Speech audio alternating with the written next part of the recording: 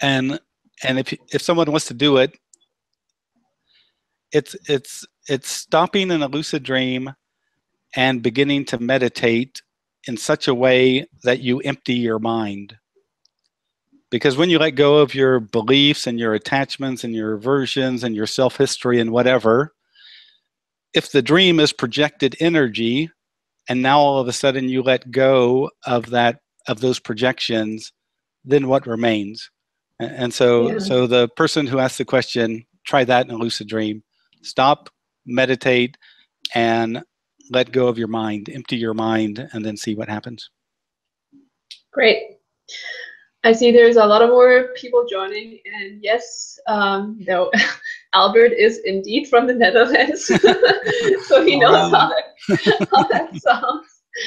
Also, Michael Habib joined. I think he was here for the last hangout, so hi, Michael, I remember you.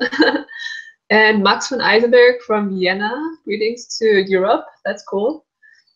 Yeah, and then Jeff Peck asks, can you ask Robert what his next book may be? Yeah, so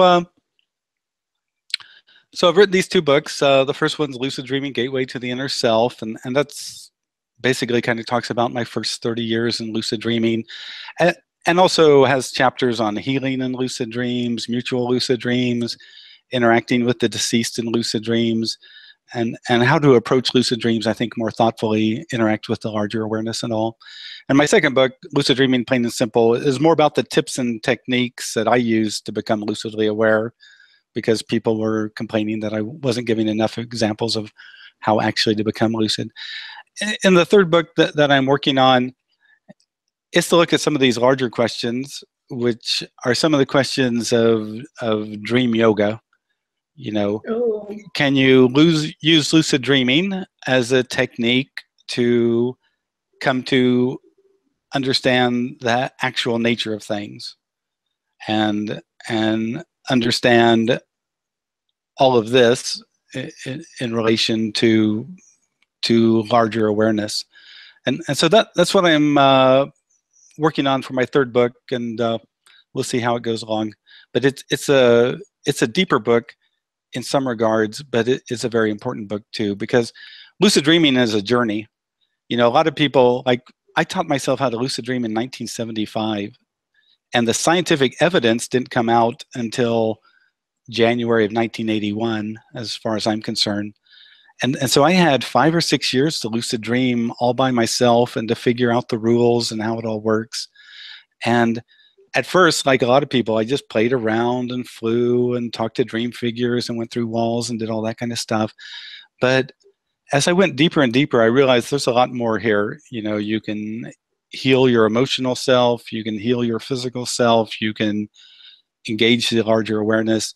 And so lucid dreaming is really a journey. And that's what I hope people understand is, sure, you can have fun, but it can really take you to a deep, deep place. That's extremely exciting to hear, because one of the reasons why, you know, I like your books so much is that, you know, sure, there's techniques for beginners, and that's important, obviously, to get started, but there's a lot of great resources. But a lot of the authors, you know, either approach from a very scientific point of view, or, you know, the how-to techniques. But for me, it was always about, so how can I make the most out of it? And I think you have so many great examples, like healing yourself in a dream, or experiencing concepts of, you know, unconditional love, or my favorite question of all time, what is the purpose of my life? That I probably asked like 10 times. And not only did I get pre-cognitive dreams out of it, but the most profound, mind-blowing, beyond words, beyond reality, you know, answers.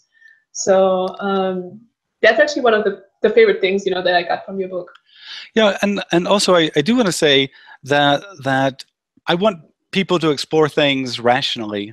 I want people to thoughtfully explore things, but I'm just not asking people to believe in this, that, or the other. I want them in a lucid dream. If you set up an experiment, you can get experimental evidence and explore. And also you can set up a scientific experiment and explore interacting with deceased dream figures and all that kind of stuff. But that probably won't happen for another 10 years or so. But so all I want to say is I'm all for the scientific method, and I think it's great. But as you say, a lot of people are just stuck in the beginner books, and somebody has to say, there's more going on here. Look at this and this and this and this. And that's what I wanted to do. That's great. Jeff Peck actually asked a question that I wanted to ask myself because I'm so interested in these kinds of experiments and questions. So what are some recent, I would say advanced lucid dreaming experiments, questions that you asked? And then also, very important question from my side, which techniques do you use to reveal certain answers? Because I came across that didn't work out for me, like projecting an answer on the wall and then it would just like scroll down really quick, like someone scrolling through a Word document. I can't even read that fast or remember the words. So yeah, share a little bit about that, please. Yeah. So, when it comes to techniques, I think one of the best things is